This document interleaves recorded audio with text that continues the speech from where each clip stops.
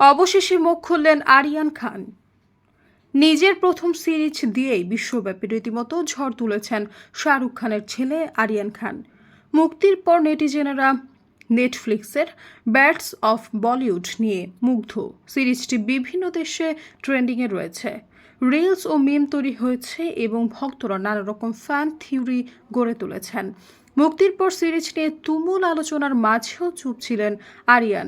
এবার নেটফ্লিক্স ইন্ডিয়ার দেওয়া এক বিবৃতিতে তিনি সিরিজ নিয়ে কথা বলেছেন। আরিয়ান বলেন, যখনই জিনিসগুলো কঠিন হয়ে যেত আমি জয়রাজের কণ্ঠ শোনার মতো মনে করতাম। হাঁটতে আর হার মেনে নিতে অনেক ফারাক আছে। প্রথমে মনে হয়েছিল এটি অনুপ্রেরণা, কিন্তু পরে বুঝতে পারলাম এটি কেবল ঘুমের অভাব এবং ক্লান্তি। তবু সেই দর্শনই আমাকে চালিয়ে যেতে সাহায্য করত।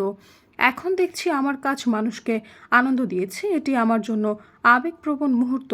তিনি আরও বলেন, বিশ্বব্যাপী দর্শকদের ভালোবাসা অসাধারণ ছিল, যা আমার গল্প হিসেবে শুরু হয়েছিল তা এখন দর্শকদের হয়ে গেছে। নেটফ্লিক্সের কারণে গল্পটি বিশ্বজুড়ে ঘরে ঘরে পৌঁছেছে। সৈয়দা ফারিয়া, সমযোগ।